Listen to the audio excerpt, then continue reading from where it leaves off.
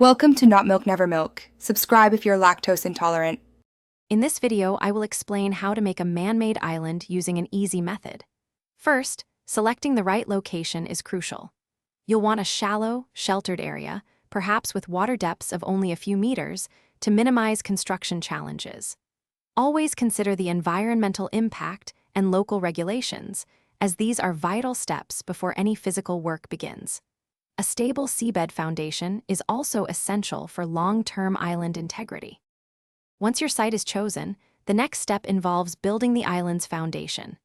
This means constructing a robust perimeter containment structure, often using large rocks or precast concrete units. This wall acts as a barrier, preventing your fill material from washing away into the surrounding water. Sometimes, you might need to dredge the seabed to remove soft sediments and create a firm, stable base for your new landmass. With the containment in place, it's time to fill your island.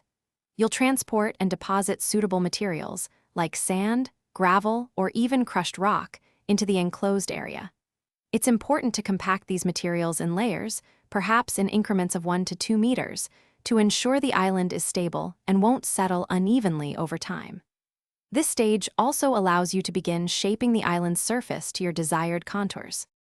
Finally, to ensure your man-made island endures, you must focus on stabilization and preparing it for use. Implement erosion control measures, such as planting resilient vegetation or installing riprap along the edges to protect against wave action. Then, you can install essential infrastructure like drainage systems and utility lines. Remember to allow a period of several months for the island to fully settle before embarking on extensive construction or development projects. Thanks for watching. If this was helpful, leave a like and consider subscribing. See you next time.